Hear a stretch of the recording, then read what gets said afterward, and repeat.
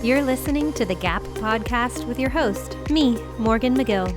As we talk God and politics, my prayer is that you're inspired and encouraged to be a part of filling the God-sized gap in the political sphere. Enjoy the show. Welcome back to the Gap Podcast. I'm your host, Morgan McGill, and today's guest is Rey Lyyjoki. He is on his planning group, his community planning group, and retired deputy sheriff. And I'm very excited to hear about that transition from law enforcement to politics and how that looked and how he felt called into this and all the things. So Rey, welcome to the podcast. Excited to have you. Thank you. I'm very excited to be here. It looks like we'll have a good time today. Yes, it's going to be great. So let's go right out the gates. How did that transition from law enforcement to politics look for you? Well, I think what's kind of interesting is that with the law enforcement, we're spending our lives and our jobs to a certain degree. As I would tell my wife, I spend all day being right. You get this service for free. So never really brought a smile on her face. But in all actuality, that's kind of what we did. We told people about, hey, here's what the law states. Here's what I can enforce. Here's what I can and can't do. So from that standpoint, some people are very upset, and we would in turn share with them, if you don't like it, then get it changed. Because I will enforce the laws that are there. But if you really don't like this certain law, then go through the process and work to get it changed if you feel it's wrong. And that's a very common theme, because it's one of those that unfortunately some people feel it's not right, and they may act off emotion and want me to fix their problems that they spent 20 years making. And it just doesn't happen that way. That'll preach. The problems that they spent 20 years making. So you were a deputy sheriff, and then how did that, when did you feel called and led into this space? Were you already involved, or was it after your retirement that you decided to get involved? So it probably, I'd been aware of politics. I've had some friends who have been involved at different levels. So you hear that. And oddly enough, just when you're raising a family, it's politics. Oh, you want to go outside? Well, here, you do this, and this first. Or, okay, let's talk about certain things. So I think that in some ways, some people think that politics is this completely different realm, but yet we deal with it every day. And whether it's at work or it's at home. And so I think everybody has a bit of that political experience that they're going through. Ultimately, how do I get this done with this person and yet not have it be a conflict? So for me, it was one of those that once I retired, then there was a little more time than I was expecting. You strive so hard to reach a goal, and then you get it, and there's party poppers and balloons, and then everyone goes home, and you're standing by yourself going, now what do I do? So from that standpoint, I also just knew that I'm supposed to be doing more. I'm supposed to, it's not my time yet to just do that last rollover in bed and wake up to the pearly gates. So I had contacted a friend and said, hey, I think I'm supposed to do more and help guide me, because I know it's just not, okay, you run for governor and then that's the big change. It's you have to go through a process. So I think one of the best things is that when I don't know something, I'll start asking people, because I don't want to step on landmines they've already done. I'd like to, save and learn from things they have done. So humility was, something that I've always been trying to work, especially coming from law enforcement. Yeah, so good. And so you had a conversation with a friend to try and get more information. What did that process look like from when you started to do your research and decide, how did that look like? I'm going to run for planning group. That's where how did that process look for you? And that's what's great about this is it literally was going and having breakfast with him, with another friend, and just kind of talking. And it kind of was like, okay, where do you live? And then as we kind of map that out, he says, okay, you're in this area, you're in this district, and here are some great entry-level positions. It was not talking about, board of supervisors or anything. That was not even a consideration. So it was kind of like, okay, there's water district, there's a planning group, there's the fire protection district. He says those would be good ones to get started with. And from that standpoint, it was also me wanting to make sure I kept a passion for what I was going to get into, because I don't want to, I'm just going to go do, my father and grandfather were firemen. I'll go do fire protection district. That's not the case. I wasn't a fireman, but also, there's always been a little bit of, cops and firemen. Yeah, we get along, but they don't want us coming in and doing theirs, talking about their stuff. And I just didn't have a piece about it. So then, as we talked about the planning group, I started, of course, this was during COVID. So it was like, okay, go online, watch the proceedings, listen to what's going on, and, started just being more aware. And then from that standpoint, it was like, okay, I think this would be something that I can do. Because most of my patrol time was out in East County. So I'd seen the changes that have been taking place, and I live that way. So, so then it just consisted of, waiting. There wasn't going to be an election for 2 years. So the opportunity of when a seat opened, then that was going to be my time to step forward. And that, just the process itself, was one of my first political steps that I also saw God move to just get me aware of how things work and to do the right thing right off from the get-go. Don't take the easy, low-hanging fruit.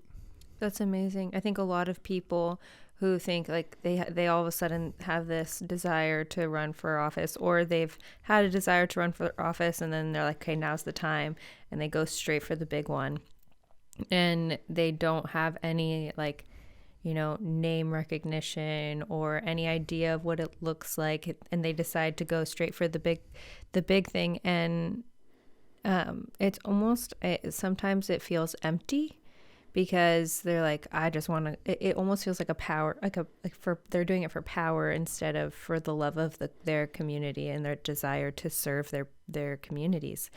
And so I always love when people start right out the gates. They're like, you know what? No, I'm not going to do that. Maybe one day, but I'm called right now to serve my community at a local level and to build the trust of my community that way. And I love that you decided that, that's the path that you were going to take. And you didn't go right away either. So another thing that I've noticed a lot of people do is they're like, okay, what races are open right now? And exactly. they don't have the patience to wait that 2 year, the 2 years for that seat to open up, that they're like, okay, this is the one, prayerfully consider. This is the one that I feel God's like, okay, run for this one. So what was that 2 years like for you in like almost the waiting game? Like what did you do in that 2 years of preparation? How did that look? So you're right on the mark. When elections come, the hype and excitement and emotions just peak. And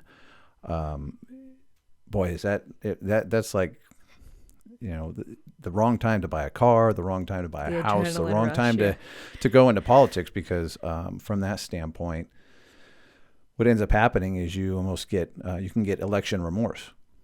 Oh, hey, I got this. And then, as we've seen, some people come into the planning group and they're thinking, oh, we are making life-changing decisions, and we are literally just making East County the second capital of the United States. And you don't have to sit through too many of these to realize that some of the items that are discussed are they're important to that person, but in the grand scheme, it's like, okay, we literally can't change that. Yeah. We're an advisory group. And people get frustrated. Mm-hmm. They're like, I thought I was going to be making these kind of decisions and not listening to these squabbles about where a mailbox will be placed or people parking out in front of their house. And you can lose that excitement fast and then go, this isn't what I signed up for. Mm-hmm. And then all that does is that just hurts us. So that time period of the 2 years, I think, was great because I did get to actually hear the people on the planning group and see them and see that everyone has passions, things that are very important to them. And they will, maybe be more inclined to help those certain passions move farther. We did have one of our members who, she was very environmentally friendly. Wanted to make sure that, if things were getting cleaned out, that, some other vegetation or trees were getting put in. And that was a very common theme of hers.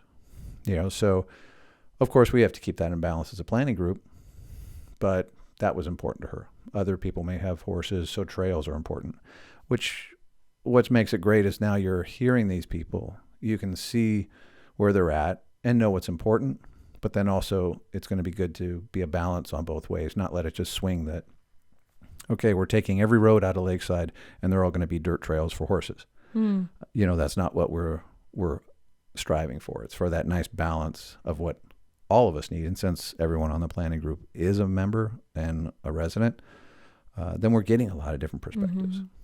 So that 2 years gave me a good opportunity. And, like when one of the opportunities came is a member had forgotten to file some paperwork. So a seat came open and I was like, okay, this is my opportunity. Before the actual election. Before the election. So it's like, here it is. And, but she had been on there a long time and it was voiced, okay, it seemed like it was a filing opportunity, but we both had to interview, if you will, with the board for the position. And at that point I thought, you know what, I don't need to try and bully this. Mm-hmm. She's well respected. She's been there a long time. She knows a lot. And right when the interview process started, I said, I will stand down on this process because this was a technical thing. I'm not trying to win this seat on a technicality. Yeah. I want to earn the seat. And, so I declined to continue. She did her interview and got the seat. Mm-hmm. Within 2 months, someone else had stepped down. It came time. Everybody knew because I had already introduced myself. And from that standpoint, I was the only applicant. Yeah, and they knew your character. They knew my character and I think respected that first step. Yeah. And I was voted on unanimously. Friends, in over 15 years in the political sphere, I cannot tell you how many times I've seen amazing men and women forego running for office because they have no idea where to start. And on the other side of that, I can't tell you how many times I have seen amazing candidates fumble the ball so hard because they have no idea what they're doing when they decide to run for office. That is why I founded Revival Consulting. The heart of this company is to help God-fearing men and women get elected to local, state, and federal office because we see a country where the men and women in positions of political power and influence know and love God. If that's you, if you're considering running for office but you have no idea where to start or you need help, go to itsrevival.com and fill out our consultation form because we want to help you. We need your voice now more than ever. If you have seen anything that's going on in the world today, you know that you were put on this planet for such a time as this, and we need you. So please don't hesitate. Go to itsrevival.com and fill out our consultation form today. So, that shows it's like, okay, you know what, it's almost like God was characters. testing you. God was like, okay, let's see if you're going to show your character, if you're going to show who I have called you to be, or if you're going to let the flesh win out in your desire to be on this seat. And I'm glad you let the spirit man win because you're, I think, a great community leader. And I'm really excited to see how you continue to lead in the community and what that path looks like for you. Because I do see a lot of like a bright future for you politically. Well, thank you. And you're right on the mark. I recognized it. It was kind of like, oh, but it was just, it's like, okay, you know what? Yeah, let it pass by. Mm-hmm. If it's God's will, it'll come again. Mm-hmm. And it came again, but it came with so much more favor, So, and I didn't put the board in any position to have to choose one way or the other. It just kind of worked its way out. Oddly enough, I think about 8 months later, she did still step down. So, it's kind of like, okay, well, sure would be horrible to fight for something and then all of a sudden you throw it away, but it's okay. It worked out fine. It's right on where it's supposed to be. That's amazing. And so now I kind of want to transition it a little bit into what would you say to people listening who are Christians who have a desire to run for office and they're thinking of taking that step, but they don't know where to start. What advice would you give to that person listening? I think the bigger question that everyone should ask that's kind of looking at this is, why do they want to do it? That's so good. If they think that it's going to be something that it's like, okay, hey, you're going to be on TV, or you have this power, or you've been elected, so now you're called honorable. Then it's maybe not for the right reasons. It's got to be it's humbling, because in all actuality, there's times that you're doing votes and you're sitting there and you're the one vote that does not go with everybody else, or you have to voice something that the whole room is full of residents who want something a certain way, but yet hold it, this is not the proper land law. This is not correct. This is a mob mentality. And you have to vote the wrong way. And you're like, oh, these people are not going to like me. Those are some of the things that, by going to these meetings beforehand and being involved and picturing themselves, how would they vote? How would they handle this? What questions would they ask? I think is very important. And to realize that, sometimes you're launching the rocket, other times you're pushing the broom. Mm-hmm. And from this standpoint, you got to be okay with, pushing the broom. It's still important. It doesn't mean that God's not using you. Yeah. And from that standpoint, it's okay. It's okay if it goes up higher, then you'll know it. But if it's just like the planning group or water district, they're still very important, because you're making votes that affect the rest of the community, and it's a community you're in. Yeah. So, I say, it's just a part of knowing why you're really doing it, and, not getting caught up in a lot of the hype and the excitement and the emotion.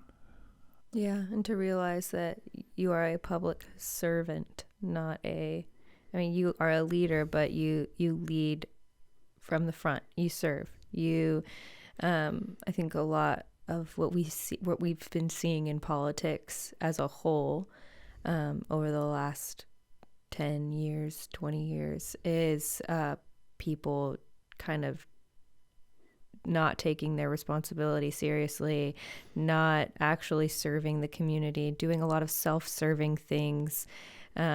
So it's refreshing to see people who are public servants first. And that's why I want this podcast to encourage people listening, especially if you're rooted in Christ and you have that platform and what it looks like to serve others, mm-hmm. to run for office, even like even community local office, like run for office and start to rebuild your communities from the ground up, because that's how it got destroyed in the first place, from the ground up. Yeah, and we've seen, school board meetings have been, and still are, a very hot topic. And what used to just be kind of like, okay, are we going to carry bologna or, bean burritos for lunch, has now become about, what the children are being taught and the amount of time they spend in school and things like, and now it's just, that's critical. because this is what these kids are learning, and they're trusting that the people that are teaching them what is fully right. And so right there is the school boards is just something that's really elevated up to I would say something that affects literally your home turf, and you can make a big difference in. But you want to be educated so that you don't go in thinking, oh, I got a good moral compass and that's going to be enough. Yeah. Because you have to be wary. You have to be ready for those conversations. Educate yourself. And what you don't know, read. Start reading. Don't listen to just other people talk, but read the books. Read a book that's been over 50 years. History always repeats itself because we forget it. So dig back into, books written by other philosophers and people who have seen societies change, from the Roman Empire, to the times of just where, even during World War II, how did that come into fruition? Well, it's through compromise and people not being involved. So, especially the church. A main player. Yes, I agree. One thing that we were talking about before we started is you were reading a lot of books before you got involved, and that's how you started to educate yourself. What are some of the books that you read that you think would help other people get prepared in the way that you got prepared? So what was nice is when I first had that breakfast and interested in politics, one of the other friends had invited me to a group that was meeting, and they were educating themselves on not just, okay, hey, we're going to study the Constitution or the Declaration of Independence, but also it was, learning about, how certain things came about, having that understanding, because it's kind of like telephone. I tell you, you tell someone else, and now by the time it's reached the end, what was, please bring home some oil, has now changed into something that had no intention. And excuse me, of the books that I've been reading, first of all, the Bible. 100%. First of all, the Bible. Your Bible. I am a big proponent of just the book of the Bible. I know that a lot of people, I have it on my phone, I have it on my app, I have it. But when you grab the Bible, that book itself, it doesn't ping, it doesn't zing, it doesn't beep or buzz, it doesn't give you a news update, it doesn't send you a text. It has one purpose. The batteries never die on it. It's always open. It doesn't crash. And its sole purpose is for us. And that's, to me, is just so important about just getting back to a Bible. Because I know I've sat and went to read my Bible in front of my computer, and the next thing you know, my knee hits something. It opens up, and I'm like, there's something in the news. And I get distracted. So I know my weakness. So that's why it's like, no, move to the kitchen table, read there. So that's, I think the Bible is one of the most important things, and it's the book itself. Just spend that time, discipline yourself, phone away, computer away, and just spending some of that time. A Proverbs a day, learning, because the Bible is where literally all the founding fathers helped build the Declaration of Independence and the Constitution. They did that, and they took from there, even if they felt like they didn't believe in God, or they just believed in a higher being, or that, I don't believe in the Bible, but what it says is true and very good. They still had that agreement. So I just, right there from the core.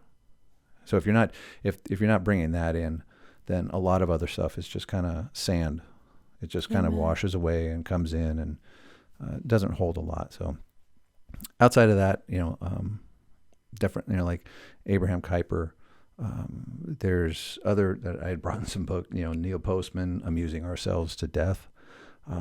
This was written over 30 years ago, before we even had cell phones, and yet talking about the distraction, and he's almost prophesying how we're just so busy amusing ourselves hours upon hours, flipping at little videos compared to, reading. And a dear friend of mine had even said, he goes, Ray, I don't look at a lot of videos because I feel like it just rots my mind. And someday I want to be able to, bring back what I lose. And I leak. He goes, that's why I tend to read some of the stuff over and over again. So there's a lot of them that are out there and available, but you just have to kind of start digging towards that understanding of, where they come from, and when they're written and what the society was at that time. And fine, we're not too far off. We're not too distant. Yeah.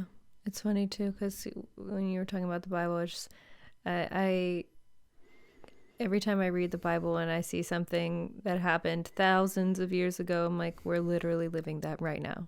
And if people would just read their Bible, they would know how this ends. So yeah, very much so. But yeah, there are a lot of great books out there, and I'll definitely put it in the show notes, some of your favorites, and list them out so people can reference them, because I think we all need to, even myself included, put the phone away and start picking up books again. So any other closing thoughts that you'd like to leave with people listening today? I think, with me being on the planning group, I live this, and my kids see that. And a couple of them have shown interest in politics and realize, as I have told them, I go, when they kind of start venting or complaining, and my first question is, okay, what are you doing to fix it? What are you doing to make it better? What are you doing to, and, just donating, $10 here to your political preference. I mean, if you can't get out of the house and you're limited on funds, then that's great. But if you have so much other capability, and you don't like the way things are, if you want to have long-term change, then you have to put in some long-term effort. Yeah. If you just want immediate change for immediate effort, it's not going to last. And, that's what's happened. This didn't happen overnight. It just became slowly, Bible taken out of schools, compromise on, what is a man, a woman, marriage, abortion, a lot Changing of these things. Definitions. Definitions. Correct. It is a very slow change. And I think, as I had shared, I have Noah Webster's, 1828 dictionary. And when you look at how he wrote at that time, like, this is the definition of the word, to what you now go, oh, well, and they're not accurate. They've changed them. So it kind of goes the same way as, everyone thinks, oh, I got to be a conservative. I don't want to be a liberal. But if you look at the true definitions of the word, actually, Jesus was a very radical, liberal person, and he brought about that, hey, don't get stuck in your rituals and, and man's laws of, oh, you have to wear a tie to church or things like that. He changed that and made it so that we can all attain salvation. And from that standpoint, educating ourselves, not with PhDs or anything like that. I mean, I'm just a simple man. I graduated from high school, nothing fantastic, but I have a heart for this, and I believe there's a lot more people do. I believe a lot of your listeners have a heart and interest. And from that standpoint, I would just encourage them, take a couple steps, go to a couple meetings, find out what it's like. And if it's not for you, then close the door and say, Lord, okay, where would you have me be? Because Satan can also send distractions, and we want to make sure that we don't get caught up in those, so I think it's just it's a great opportunity that a lot of people miss out on, because, what we don't take care of, we will lose. Ronald Reagan said, we're one generation away. One generation, and oddly enough, it's happening. Yeah, so you can see it. Correct. So it's important that we all just plant our one seed, Plant our one seed. Let that grow, and you may end up feeding hundreds. Amen. So good. Thank you so much, Ray, for being on with me today. I hope to have you back on in the future when you're running for governor. I'm waiting for that call from God. Amen. Well, thank you so much again. Oh, thank you, Morgan. Great time. Thanks for listening to today's episode. If you liked what you heard, don't forget to share it and make sure you subscribe to our channel so you don't miss an episode. Now go out in the world and make disciples. We'll catch you in the next one.